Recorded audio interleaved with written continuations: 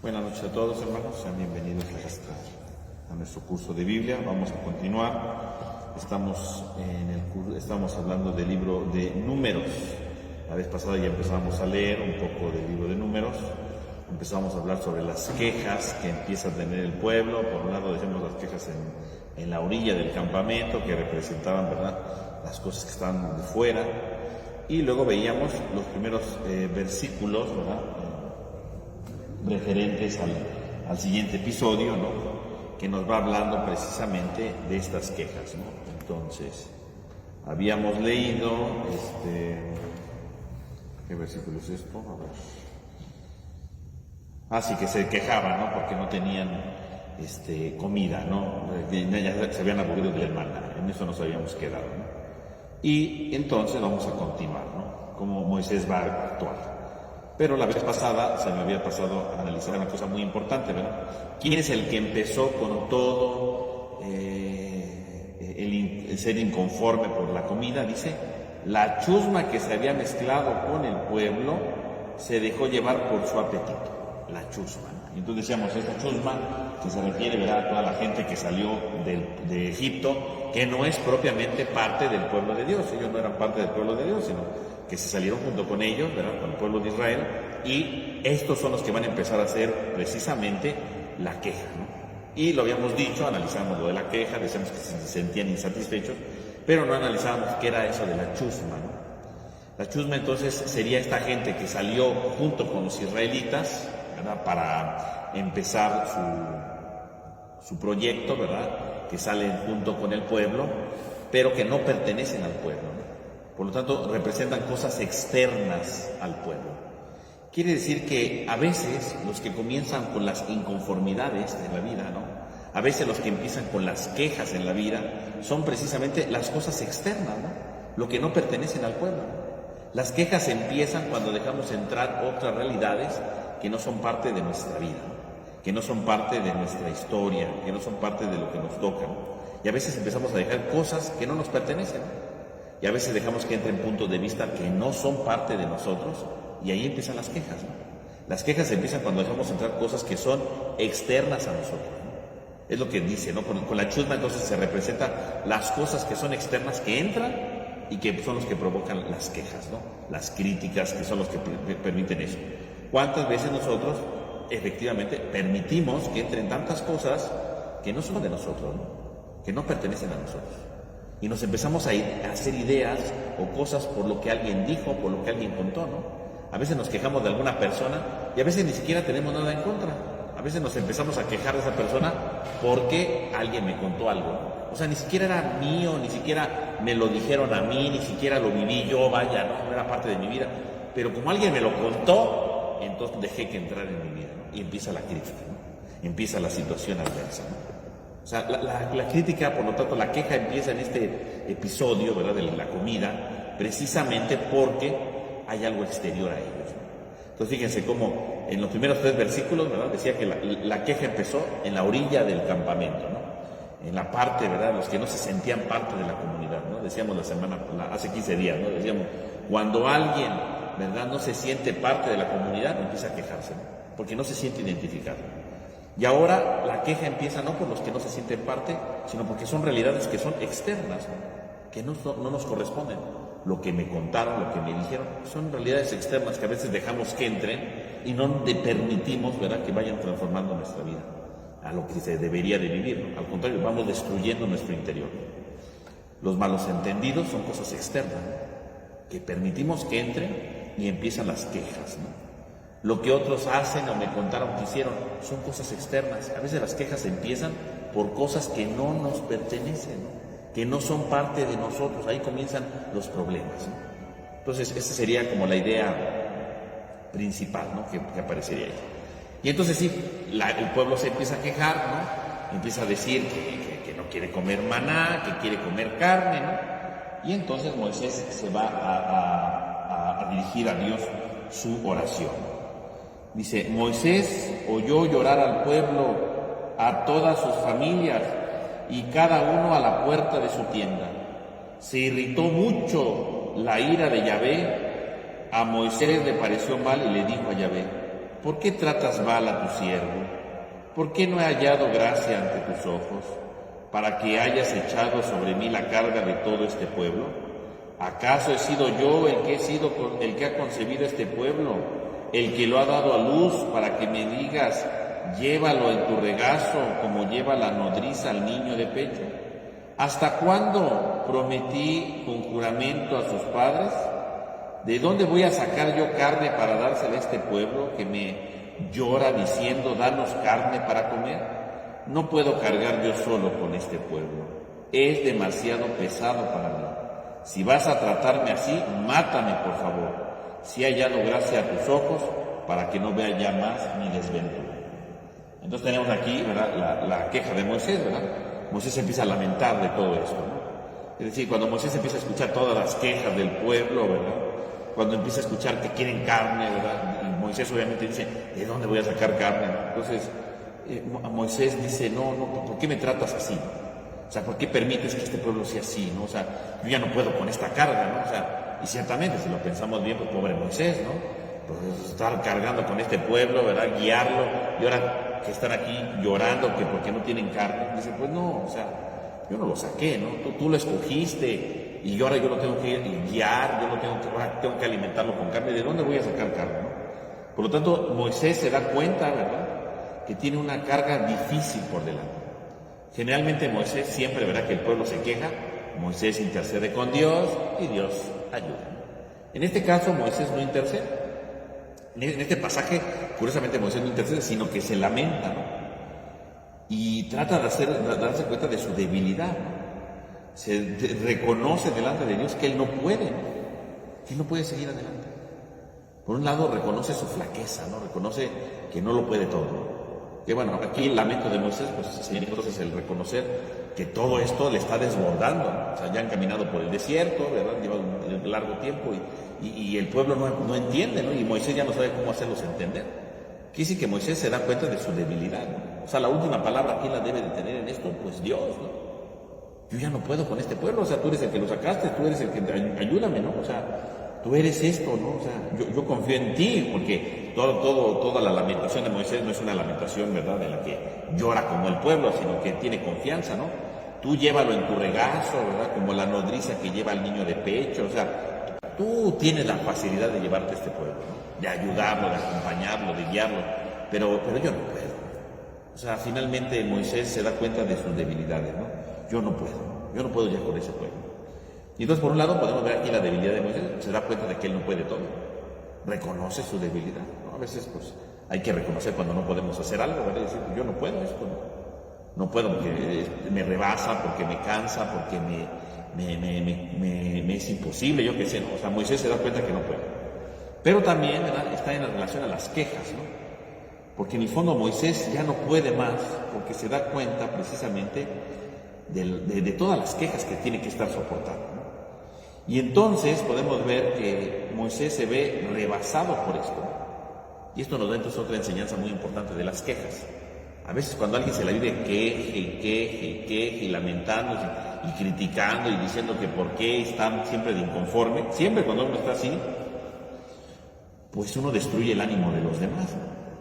O sea, porque Moisés ya pudo haber guiado al pueblo, estaba muy bien, pero ya cuando escucha esto, pues es que ya no sé qué hacer, o sea, ¿de dónde voy a sacar carne, no? O sea, esto no tiene sentido, o sea, me piden cosas que no tienen sentido, ¿no? ¿De dónde puede salir la carne, no? ¿De dónde puede salir eso? O sea, eso no tiene sentido, ¿no? Y entonces, precisamente podemos ver aquí que cuando alguien se la vive quejándose de todo, pues entonces también uno cansa a los demás, ¿no? Destruye el ánimo de los demás, destruye el entusiasmo del otro, ¿no? O sea, eso es precisamente lo que trata de hacer ver aquí el texto, ¿no? ¿Qué produce o qué provoca las quejas? Pues provoca el desánimo de Moisés, ¿no? Ya no puedo más con este pueblo, ¿no? Ya no puedo más continuar adelante con esto, ¿no? Me es imposible. O sea, Moisés se da cuenta que ya no puede seguir adelante. Moisés se da cuenta que ya todo está perdido, ¿no? Y entonces como sabe que todo está perdido, dice, pues ya no puedo, Señor. O sea, a veces las quejas hacen que destruyamos el ánimo de los demás. ¿Cuántas veces destruimos el ánimo de los demás? Cuando hay gente que dice, no, ya no te voy a ayudar, no, ya mejor no lo hacemos, o sea, porque yo con tanta queja, pues también destruyo, ¿no? O sea, si esta generación no va a entrar a la tierra prometida por tanta queja, provoca que también Moisés se sienta mal, ¿no? Pero obviamente Dios no va a dejar que esto se termine así, ¿verdad? No va a decir, ya quedó ahí, sino que Dios va a responder a las dos necesidades, porque aquí se presentan dos necesidades: el pueblo que tiene hambre quiere carne, y Moisés que se siente fatigado, no puede permitir que Moisés se siga cansando, ¿no? Y entonces dice, Yahvé respondió a Moisés, reúneme 70 ancianos de Israel, de los que te conozco que ya son ancianos y escribas del pueblo. Llévalos a la tienda del encuentro y que estén allí contigo.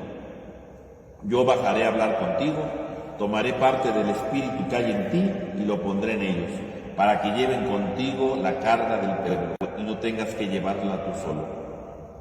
Y al pueblo le dirás, santifíquense, porque mañana van a comer carne, ya que se están lamentando ante los oídos de Yahvé, diciendo, ¿quién nos dará carne para comer?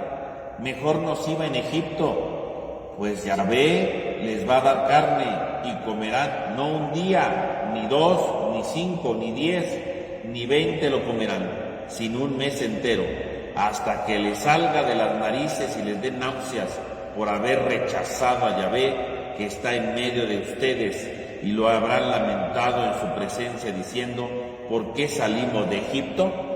Moisés respondió, el pueblo conmigo cuenta con 600,000 de a pie, y tú dices que le darás de comer carne un mes entero, aunque se mataran para ello rebaños de ovejas y bueyes, ¿bastaría acaso? Aunque se juntaran todos los peces del mar, ¿habría suficiente? Pero Yahvé le respondió a Moisés, ¿es acaso corta la mano de Yahvé? Ahora vas a ver que si vale mi palabra o no. Entonces ahí está, ¿no? Pues ahí están las dos respuestas. La primera para Moisés, ¿no? Reúneme 70 ancianos, ¿no? Entonces dice, sí, ciertamente, ¿verdad? Moisés pues tiene que cargar con todo el pueblo. Ahí dice que son 600,000, ¿no? O sea, ¿quién puede dirigir tanta gente, no? Entonces le dice que elija 70 ancianos, ¿no? Que estén contigo, llévalos a la tienda del encuentro y ahí les voy a dar parte de tu espíritu. Por lo tanto, quiere decir que estos 70 ancianos van a ayudarle a gobernar a Moisés. Dado que Moisés no puede, ¿verdad? Porque este pueblo es enorme, es gigantesco, no puede mantenerlos. Entonces, le dice, no te preocupes, vamos a escoger 70 ancianos que te ayuden. 70 ancianos que te vayan guiando, 70 ancianos que te vayan apoyando en esta situación, ¿no? Tú no te preocupes, yo te voy a solucionar esto. Tú solo no puedes, está bien, vamos con los 70 ancianos.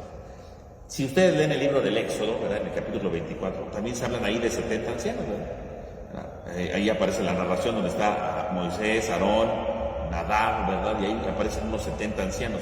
Pero nunca dice el libro del Éxodo de dónde salieron los 70 ancianos, solamente los nombra ahí y desaparecen. Aquí el libro de Números vuelve a retomar esa idea de los 70 ancianos y le da una explicación. ¿De dónde salieron los 70 ancianos?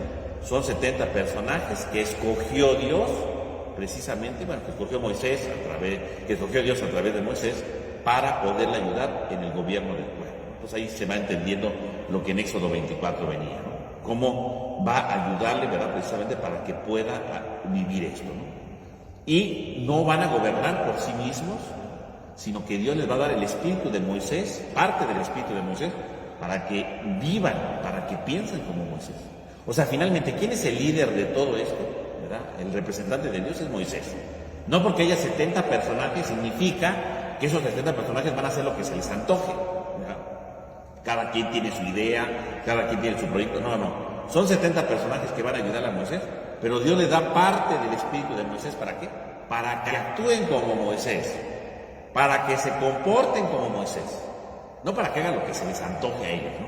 Sino lo que Moisés hace, ¿no?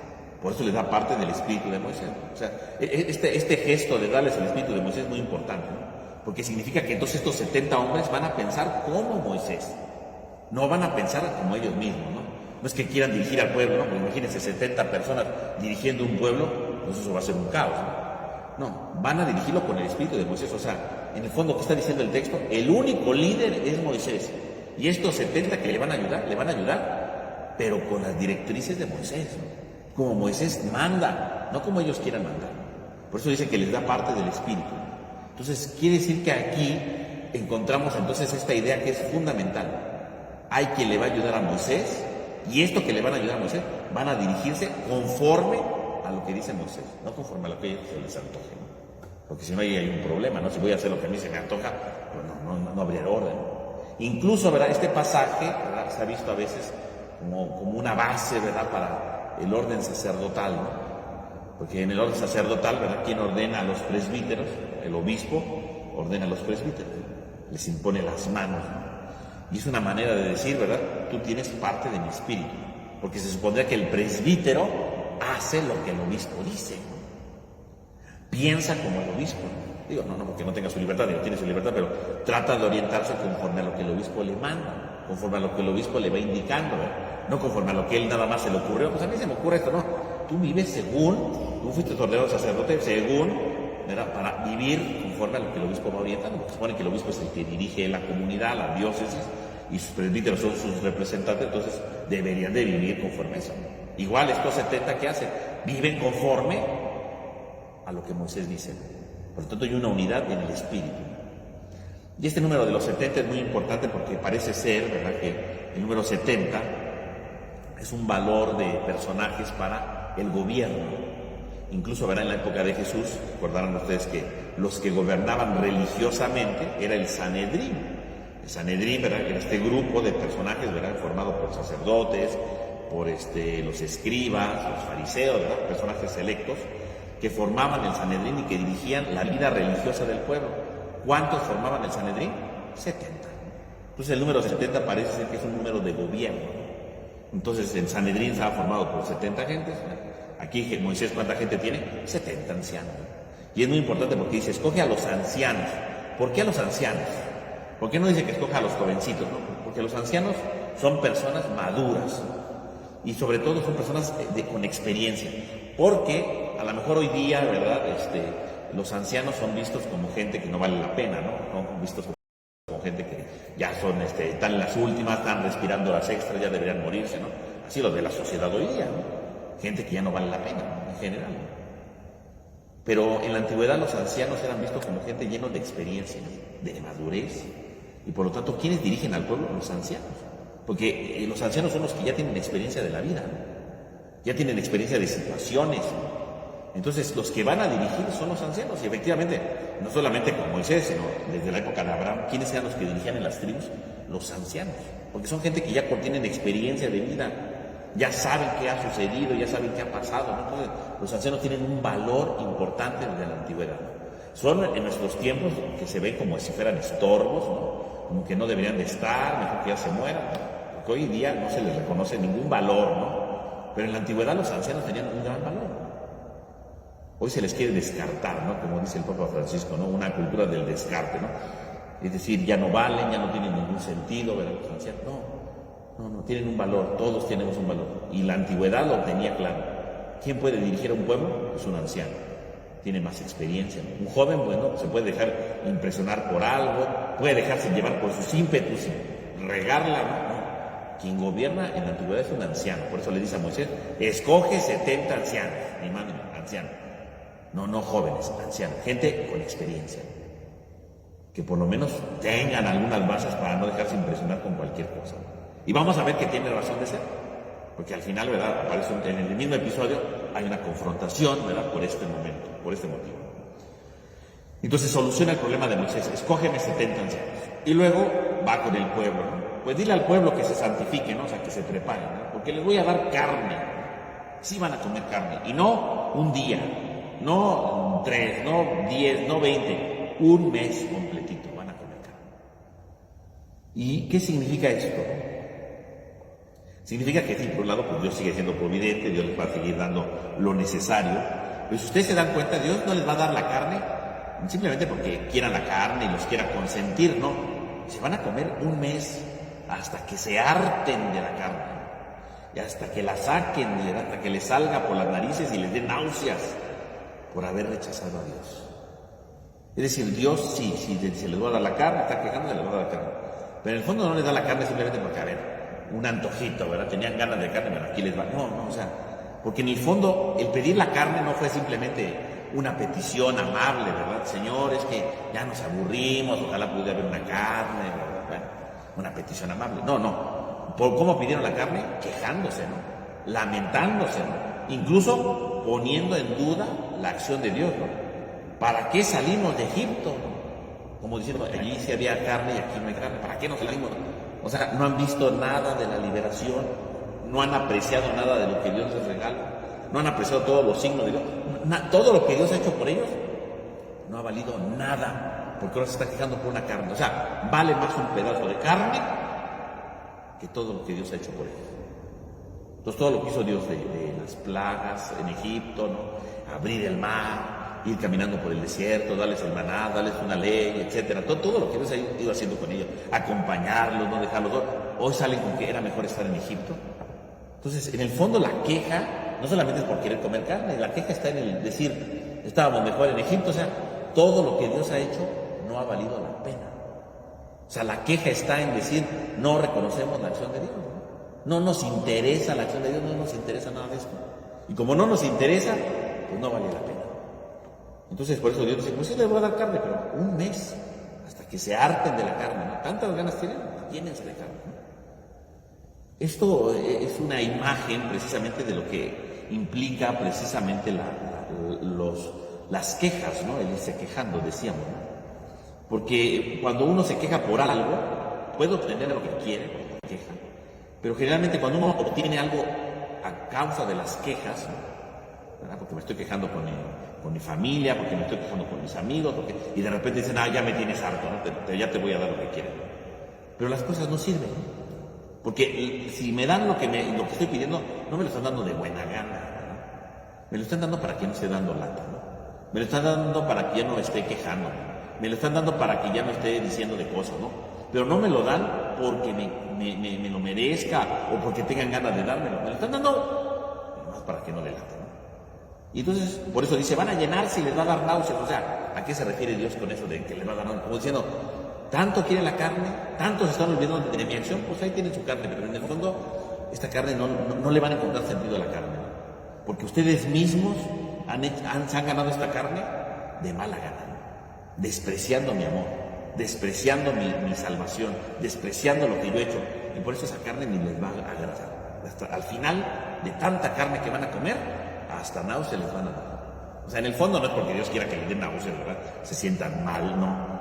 Sino lo que Dios está diciendo es, ustedes van a tener carne, pero no porque se la merezcan, se las va a dar para que dejen de dar lata, para que ya no estén mortificando a Moisés, que ya está aquí, ¿verdad? Debilitándose. Pero se las va a dar y van a ver que no les va a gustar, y no les va a gustar porque las cosas que salen como fruto de una queja, pues nunca satisfacen, nunca le encuentran sentido. Cuando alguien obtiene algo a base de quejas, de críticas, de enojos y de cosas, pues sí, hay quien lo obtiene, pero al final de cuentas, aunque lo obtiene, pues no le satisface. Porque al final se queda uno insatisfecho de todo modo porque pues no se recibe de la misma manera que si me lo ganaran, ¿no? De la misma manera que si me lo dieran con cariño, ¿no? Si me lo están dando para que no te esté dando lata, bueno, pues en el fondo yo mismo me estoy comiendo, como ellos, los hebreos, me estoy comiendo mi propio desprecio, ¿no? Porque yo desprecié a Dios, me da la carne, en el fondo esta carne que Dios me está dando es porque lo desprecié, no porque lo amé, porque lo desprecié. Entonces comerse la carne es comerse el propio desprecio que han hecho con Dios. Y al comerse el propio desprecio que provoca, pues que no llegue un momento en que les hastíe la carne. Eso es lo que está diciendo Dios. O sea, todas las quejas los va a llevar a hastiarse, ¿no? A decir, ya no encuentro sentido en mi vida, ¿no? Eso se refiere aquí, ¿no? Y cuando Moisés escucha que le va a dar de comer a la carne a todos, un mes, dice, pero son 600,000, ¿no? O sea, como diciendo, a ver, ¿seguro? O sea, son un montón, ¿no? De gente, ¿no? O sea, porque ¿a poco sí va a alcanzar los peces, van a alcanzar los rebaños? O sea, ¿de dónde vamos a sacar todo? Y los 600,000, bueno, es el número parecido, ¿verdad?, de los que estaban en Egipto, ¿no? Según el capítulo 11 del Éxodo, ¿no? Y ¿cómo se llama? El capítulo 12, perdón, ¿no? Cuando salieron de Egipto, el capítulo 12, eran más de 600,000, entonces que siguen siendo los mismos, más o menos, ¿no? Y entonces Dios dice, no te preocupes, vas a ver que mi palabra sí vale. Vas a ver que mi palabra sí vale. O sea, ellos quieren comida, yo les voy a dar comida.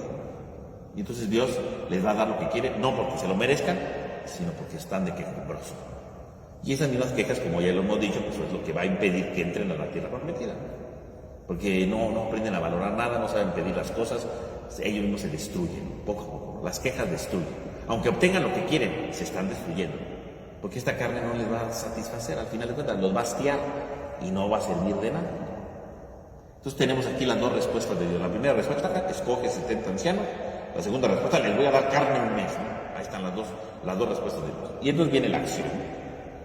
Y entonces dice, ¿no?, en el versículo 24, ¿no? Salió Moisés y transmitió al pueblo las palabras de Yahvé. Luego reunió a los 70 ancianos del pueblo y los puso alrededor de la tienda. Bajó Yahvé en la nube y le habló. Luego tomó algo del espíritu que había en Moisés y se lo dio a los 70 ancianos. Y en cuanto reposó sobre ellos el espíritu, se pusieron a profetizar, pero ya no volvieron a hacerlo más. O sea, profetizaron ese día y ya nada más, ¿no? Había quedado en el campamento 2 hombres, llamado Eldad y el otro Medad. Reposó también sobre ellos el espíritu, ya que si bien no habían salido de la tienda, eran de los designados, o de los que estaban escritos, ¿no?, diría literalmente, ¿no?, y profetizaban en el campamento. Un muchacho corrió a anunciarle a Moisés: Eldad y Medad están profetizando en el campamento. Josué, hijo de Nun, que estaba al servicio de Moisés desde muy joven, tomó la palabra y le dijo: mi señor Moisés, prohíbeselo. Le respondió Moisés: ¿es que estás celoso por mí? Ojalá todo el pueblo de Yahvé profetizara, porque Yahvé les daba su espíritu. Luego Moisés volvió al campamento con los ancianos de Israel. Bueno, entonces ahí está la primera respuesta que se lleva en acto, ¿no? Los 70 ancianos. Entonces reúne a los ancianos y dice que empezaron a profetizar. Ahora, ¿qué quiere decir profetizar? Porque a veces decimos, el profeta es el que anuncia la palabra, el que da un mensaje, y pensamos que esos 70 profetas empezaron ahí a anunciar cosas, pero no es lo que pasó. La palabra profetizar no se refiere aquí al acto de estar dando discursos, no es que estén dando discursos ahí. Profetizar significa la persona que tiene un carisma y empieza a estar en un estado distinto, un estado diferente, en un estado de éxtasis, podemos decir. O sea, profetizar aquí se refiere que se pusieron delante del pueblo y empezaron a extasiarse, ¿no? Empezaron a alabar a Dios, empezaron a decir palabras así sin sentido, ¿verdad? A eso se refiere ahí profetizar. No se refiere simplemente al hecho de que predicaron un gran discurso, no. Profetizar significa que estaban en un acto, en un éxtasis, ¿no? Eso es lo que está diciendo. Y dice, lo vivieron ese día y nunca más lo volvieron a repetir. O sea, nada más fue ese día. ¿Para qué sirvió eso? ¿Para qué se pusieron ahí, verdad, a hacer este signo? Pues uno, para demostrar que estaban actuando con el espíritu de Moisés. Todo el pueblo vio que estos ancianos estaban ahí extasiados, ¿verdad?, haciendo alabanzas, o vayan ustedes a saber qué cosa, y dijeron, están llenos del espíritu de Moisés, ¿no? Son profetas, no por lo que dicen, sino por lo que hacen en ese momento. Era para que al pueblo le quedara claro que esos ancianos estaban representando a Moisés, porque el hecho de profetizar significa que entonces están actuando con el espíritu de Moisés, que Dios se los había permitido. Entonces, si Dios se los permitió, significa que sí están actuando con la fuerza de Dios y con el espíritu de Moisés. Por lo tanto, todo el mundo los vio y dijeron, no, pues, si este señor me dice algo, le tengo que hacer caso porque es un líder, ¿no? Está representando a Moisés, y la prueba de que representan a Moisés es que están en este estado de éxtasis, en este estado profético, ¿no? Y entonces están ahí estos hombres, ¿no?, muy tranquilos, ¿no? Y dice que no vuelve a pasar esto porque lo importante que es que vean que sí están tocados por Dios y que representan a Dios. Nada más era un signo para que el pueblo se diera cuenta, ¿verdad? No, son los 70 que están conmigo. ¿Y quién me da pruebas de eso? Pues el acto de profetizar significa que sí está Dios con ellos, ¿no? Y ya no volvió a pasar. ¿Por qué? Porque ya para la otra no es necesario. Ya quedó claro ante los ojos del pueblo que ellos están representando a Moisés. Punto. Y entonces, ahora van a ser como jueces, ¿no? Van a ayudar a guiar al pueblo, van a ayudar a ponerlos en orden, van a ayudar a que esté lo necesario, o sea, finalmente. Pero al final de cuentas, la figura de Moisés sigue siendo la más importante, ¿no? porque están profetizando con el espíritu de Moisés, decíamos hace un momento, ¿no? Entonces, significa que está ahí Moisés. ¿Quién es el más importante de todos? Moisés. Incluso en el capítulo 12, ¿verdad? Ya lo veremos después, ¿no? Ahí se va a decir, el único que puede hablar cara a cara con Dios es Moisés, nadie más. Es el único que habla cara a cara con Dios. Entonces, si Dios habla cara a cara con Moisés, Moisés es el importante. Estos 70 son importantes, ¿sí? Porque ayudan a Moisés, pero ellos no van a tomar decisiones. Y se lo acaban de demostrar al pueblo. Estamos de parte de Dios, nos escogieron, profetizamos, pero con el espíritu de Moisés. Por lo tanto, aquí el que manda al final de cuentas siempre va a ser Moisés. Punto final a la historia. Que algunos no lo van a entender, ¿no? Por eso en el capítulo 12 vamos a ver cómo van a empezar las quejas ahora por querer mandar. Y no de los 70, de otros personajes, pero bueno, ya lo veremos para la otra, ¿no? Entonces, esta acción, ¿verdad? Vemos como todo el mundo está ahí, viendo esta profecía. Pero dice, curiosamente, que había dos hombres que no estaban ahí con Moisés, ¿no? Dos se habían quedado en el campamento, ¿no? Dice, dos hombres, uno llamado Eldad y otro Medad. Dice, pero aunque no estaban ahí en la tienda del encuentro, el Espíritu les llegó a ellos, dice, porque sus nombres estaban escritos. Aquí sus nombres estaban escritos significa dos cosas. Uno, que efectivamente eran parte de los 70 que habían escogido. Y entonces, ¿quién sabe por qué no fueron? ¿Por qué no dicen por qué no fueron? Les dio flojera, tuvieron miedo, entonces no importa, ellos se pusieron a profetizar ahí. Dios les dio el Espíritu, aunque estaban lejos, y para que ellos eran los elegidos, porque estaban escritos, es decir, ya los habían escogido. Pero como dice, estaban escritos, podría significar otra cosa. Podría significar que a lo mejor no eran de los 70. Podría significar que a lo mejor esos dos que estaban ahí profetizando, a lo mejor no eran de los 70, sino que aparte de los 70, Dios decidió que esos dos también fueran parte del gobierno, parte de esos hombres que profetizaron. O sea, aquí pueden quedar las dos ideas, ¿no? Que literalmente dice los que estaban escritos. Entonces, los que estaban escritos significa, uno, eran parte de los 70, pero no fueron a la cita. O estaban escritos significa, no tenían que estar ahí porque ya estaban los 70, pero Dios los escribió, es decir, Dios consideró que ellos también podían ser profetas. Y les dio el espíritu de Moisés, aunque no eran parte de los 70. Entonces ahí quedaría, ¿verdad?, abierta la situación, porque pues ahí el texto en hebreo es muy complejo, ¿no? Entonces podría significar las dos cosas, o que Dios escogió otros dos más extra, o que no quisieron ir, quién sabe por qué, pero de todos modos, aunque no hubieran ido, Dios les dio el espíritu y ahí donde estaban se pusieron a profetizar, ¿no? Ahí estaban profetizando, ¿no?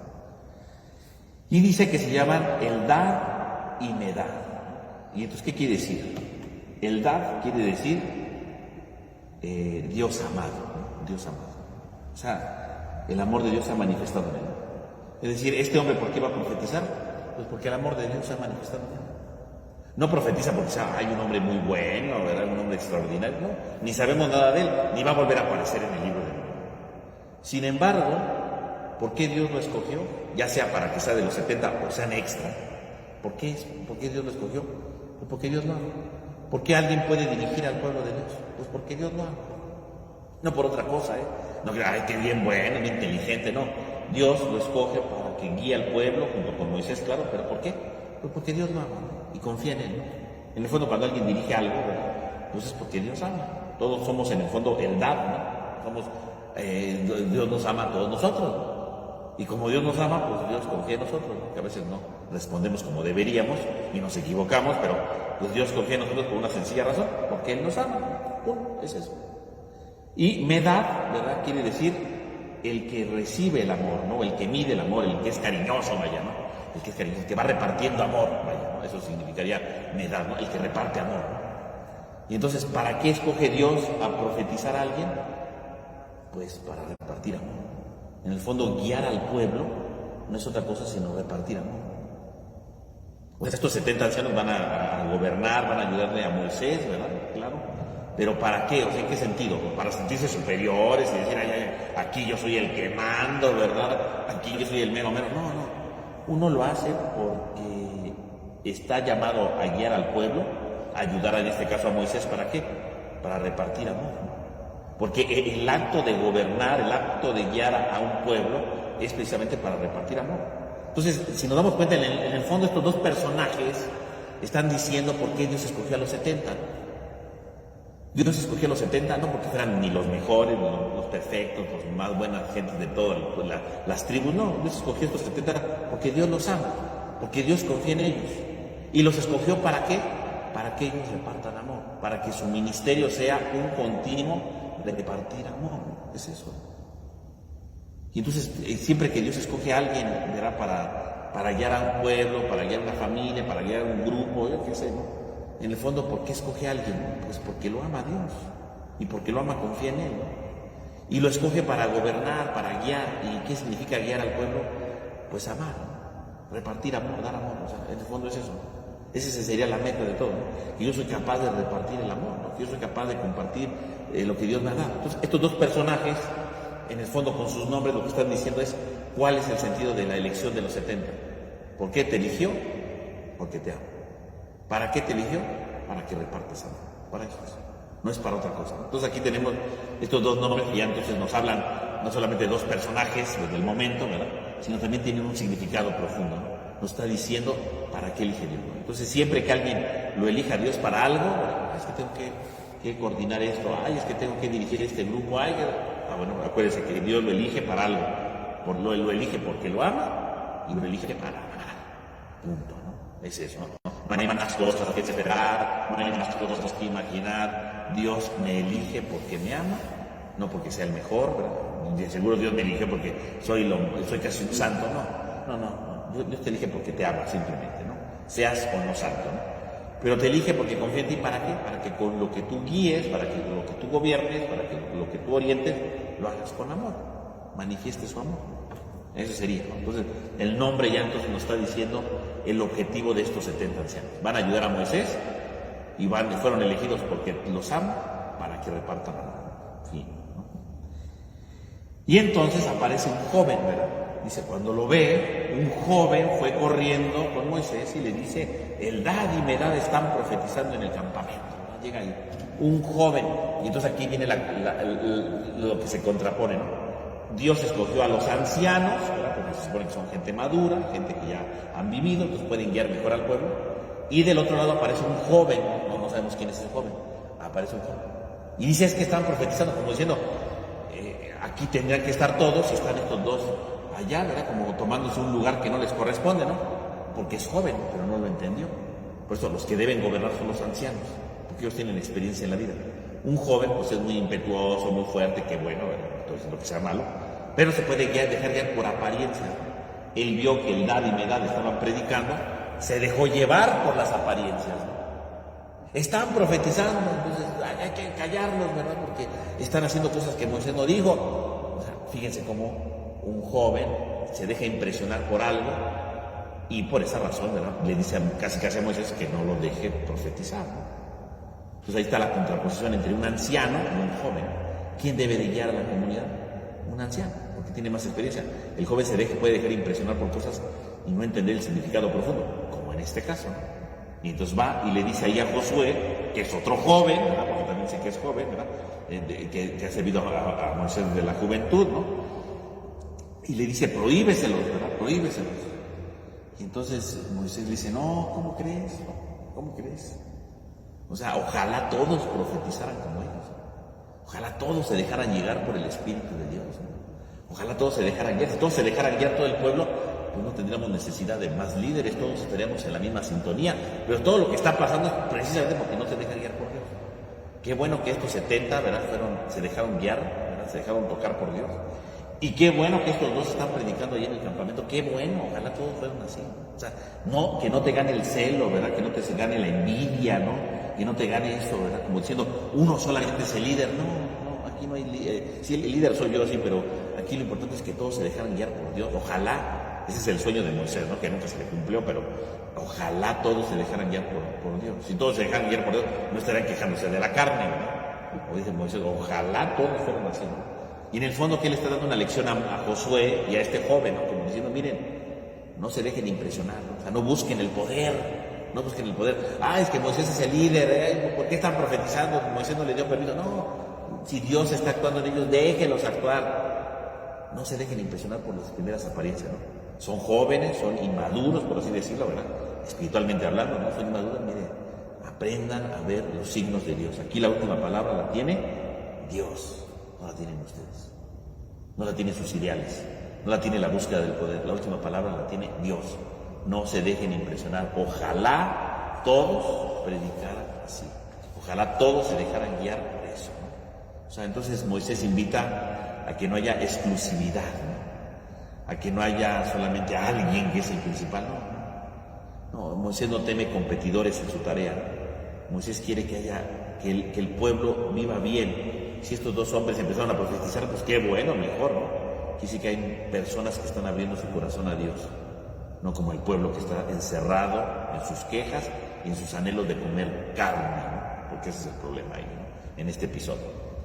Y entonces, bueno, ya predican los 70, ya viene la última respuesta de Dios, ¿verdad? El último actor de Dios, con la carne, ¿no? Se alzó un viento enviado por Yahvé que hizo pasar codornices de la parte del mar y las abatió, o sea, las dejó caer, ¿no? sobre el campamento en una extensión de una jornada de camino, a uno y a otro lado alrededor del campamento y a una altura de 2 codos por encima del suelo.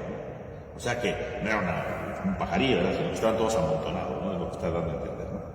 Y entonces dice, el pueblo se dedicó todo aquel día y toda la noche y todo el día siguiente a capturar a las codornices.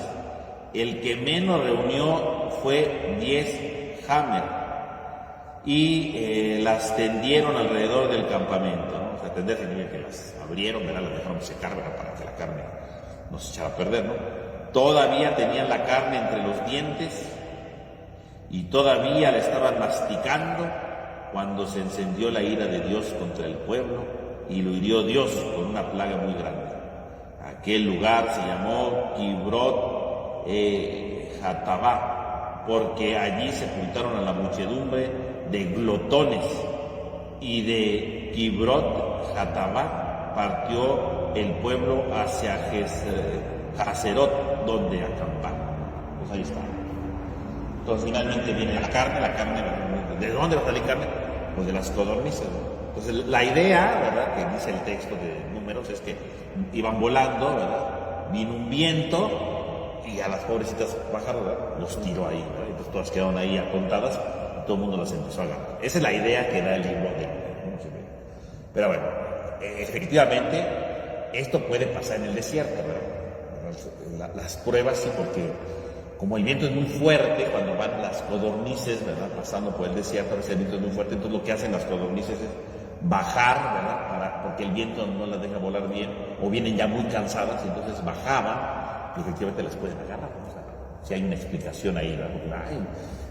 Puede pasar. Ahora, aquí el texto obviamente va más allá de eso, lo espiritual, ¿verdad?, que si bajan las codornices, que si las pueden agarrar porque estaban cansadas, bueno, eso es, lo dicen la ciencia, ¿verdad?, que ha investigado esos lugares, y dice, sí llega a haber codornices y sí se pueden agarrar, ¿verdad? Eso dice la ciencia. Pero aquí lo importante no es lo que dice la ciencia, sino cuál es la enseñanza de la Biblia, ¿no? Cuál es la enseñanza de todo este texto, ¿no? ¿Qué es lo que nos quiere enseñar el texto? Entonces el texto es muy importante porque dice, ¿cómo llegaron las aves? Por el viento, ¿no? Lo decíamos, ¿no? Vino el viento y las tiró ahí. El viento, la palabra viento, parece que es lo mismo que la palabra espíritu en hebreo, ¿no? Ruaj. Espíritu y viento es lo mismo. Fíjense, primero Dios dio el espíritu a los ancianos y se pusieron a profetizar. Ahora Dios manda al viento, el espíritu, para darles carne. O sea, la respuesta de todo está en el espíritu. En el espíritu. Dios responde siempre, ¿no? Y entonces el pueblo va recogiendo todas las codornices, ¿verdad?, porque dicen que estaban ahí, ¿verdad?, todas amontonadas, cada quien fue agarrando. Y el que agarró menos fueron 10 homer, ¿no? ¿Qué son 10 homer? Homer, ¿verdad?, viene de la palabra burro, ¿verdad? Y entonces significaría lo que una carga de burro, ¿no?, que sería entre 50 a 80 kilos, ¿no? O sea, quiere decir que el que agarró menos se echó 80 kilos de carne, ¿no? Pues que Dios dijo que iban a comer un mes carne. Y bueno, pues si agarras 80 kilos, pues si te alcanza para un mes, ¿no? Y es el que agarró menos. O sea, los que agarraron más, entonces saber cuántos kilos de carne no se comieron, ¿no? O sea, entonces está diciendo, ¿verdad?, el texto de que eran tantísimas codornices que todo el mundo agarró un montonal y obviamente las empezaron a secar, ¿verdad?, para que la carne les durara mucho tiempo, que sería aproximadamente un mes, ¿no? Si el que menos agarró fue 80 kilos, imagínense, ¿no? Los que agarraron más eran una cantidad enorme de carne, ¿no? Entonces se cumple lo que Dios dice. Y entonces cuando uno pensaría que ahí termina todo, porque pues ya se comieron su carne, ya tienen carne para un mes, en ese momento dice, apenas tenía la carne entre los dientes y la estaba masticando, o sea, como agarrándole el sabor a la carne, cuando se encendió la ira de Dios contra el pueblo y los hirió con una plaga. Y uno dirá, ¿y por qué Dios hizo eso? No, pues estaban empezando a comer, ¿no? Que no se haga fiesta, ¿no? ¿Cómo se le ocurre hacer eso? No, pero ¿qué significa esto? ¿Qué es la ira de Dios? La ira de Dios, ya decimos, no, es que Dios se enoja y esté siempre de malas. No, la ira de Dios es el acto, ¿verdad?, de lo que el hombre provoca. Porque la ira de Dios es una consecuencia de lo que el hombre ha hecho. Están comiéndose la carne, pero ¿por qué se están comiendo la carne? ¿Porque se la merecía? ¿Estaban comiéndose la carne porque les tocaba ya? ¿Estaban comiéndose la carne porque Dios se las quiso regalar de buena gente? No, están comiéndose esa carne porque son los testarudos quejumbrosos. Por lo tanto, la plaga, ¿quién la provoca? La plaga la provocan ellos mismos. Al comerse la carne, ¿qué están diciendo? Ya hicimos nuestro capricho, ya hicimos lo que quisimos. Pero ese no es el camino de la salvación. La salvación no se cumple por caprichos. La salvación no se cumple por eso. Ellos ya tenían su maná y no quisieron comerse el maná. Estaban de quejumbrosos. Por eso la plaga, ¿quién la trae? La plaga no es un castigo de Dios. La plaga es una consecuencia de sus actos. La plaga es lo que ellos mismos han traído. Cuando ellos empiezan a comerse la carne, llega la plaga. ¿Por qué? Porque están comiéndose algo que no se merecían. Estaban comiéndose algo que habían logrado, pero por sus berrinches. Algo que habían logrado, ¿verdad?, con sus enojos. Estaban comiéndose algo inmerecido. Y precisamente porque no se lo merecía, ¿verdad?, llega la plaga. Cuando uno empieza a obtener cosas, ¿verdad?, a través de quejas y de todo esto, pues viene una plaga que echa a perder todo. Entonces todo se destruye, todo se acaba, ¿no? Todo se va, ¿verdad?, y se pierde, ¿no? Porque no le encuentran un sentido. Y van a seguir comiendo carne, pero con plaga, ¿no? Es decir, golpeados por la plaga, ¿no? Y algunos mueren ahí, ¿no? ¿Pero por qué mueren? ¿Porque Dios los castigó? No. Ellos mismos provocan su muerte, ¿no? Sus propias quejas provocan la muerte. Las quejas terminan autodestruyendo al hombre, ¿no? Es lo que está diciendo el texto, ¿no? Y por eso ese lugar se llamó, ¿verdad?, dice ahí, Kibrot Hatabá, que quiere decir las tumbas de la avidez, ¿no?, o las tumbas del apetito, ¿no? O sea, ¿quiénes quedaron ahí muertos? Los que estaban enardecidos por comer carne, ¿no?, que le dieron más importancia a la carne que a todo lo que Dios había hecho por ellos. Terminaron muriendo ahí. Y ahí quedó un lugar consagrado a los glotones, vamos a decir así, los que quedaban glotones, que nada más buscaban la carne, pero no buscaban a Dios. La salvación que Dios nos da no se logra a través de caprichos, no se logra a través de quejas, no se logra a través de... No, eso te lleva a la muerte al final, ¿no? Es que alcancé esto, pero pues ¿de qué sirvió si mira todo lo que hiciste detrás de eso, ¿no? Es que quería dinero, pues sí, pero estuviste robando, o sea, por Dios, o sea, eso no está bien, a ese no es el camino de Dios, ¿no? Es que quería esto, ¿verdad? Pero pues sí, pero lo conseguiste, pero mira, estás peleado con todo el mundo, ¿no? Mira, ya nadie te habla, porque precisamente te peleaste con todos y ahora cuando te peleaste con todos, mira cómo quedaste delante de los demás. O sea, a eso se refiere, ¿no?, la tumba del apetito, o sea, a veces conseguimos cosas, pero no es el plan de salvación. Y a veces morimos, no físicamente, espiritualmente, ¿no?, porque conseguimos tantas cosas, pero las conseguimos en detrimento de otros, ¿no? Pues sí, ya me dieron lo que quería, pero ahora no me hablan, ¿no? Pues estás casi muerto, ¿no?, porque ya nadie te quiere hablar, ¿no? Sí conseguiste esto, pero mira, lastimaste a esta persona, ¿no? Conseguiste que te lo diera, pero mira, esta persona se siente mal porque ya no obtuvo lo que merecía, ¿no? O sea, a eso se refiere, ¿no? Uno puede autodestruirse si uno no busca realmente las cosas desde la salvación. Si son con quejas, al final, dice, viene la ira, es decir, viene la plaga que tú mismo provocas trayendo muerte. ¿Por qué? Porque destruye las cosas que eran valiosas por no reconocerle su justo lugar en su momento. Entonces la queja pues lleva a la muerte, ¿no? Y bueno, aquí empieza la primera muerte, ¿no? Al final se va a morir toda la generación porque no quiso obedecer el plan de Dios, no quiso confiar más bien en lo que Dios quería. Aquí como no confiaron y prefirieron solamente sus caprichos, ¿no? Bueno, pues con esto entonces vamos a terminar nuestra clase de hoy, ¿verdad?, con esta con esto que se nos presenta, y vamos a terminar entonces con una oración. En el nombre del Padre, del Hijo y del Espíritu Santo. Amén. Te pedimos, Señor, que nos ilumines a cada uno de nosotros, para que nos transformes, para que nos ilumines y para que nos vayas dando todo lo necesario en nuestra vida, pero no a través de quejas, no a través de cosas superficiales, no a través de cosas que destruyen o acaban la confianza, el ánimo de los demás, sino ayudándonos a construir verdaderamente la comunidad que tú quieres y alcanzando lo necesario para nosotros para construir realmente el plan de la salvación. Te lo pedimos a ti que vives y reinas por los siglos de los siglos. Amén. En nombre del Padre, del Hijo y del Espíritu Santo. Amén. Que tengan todos una buena noche y que descansen.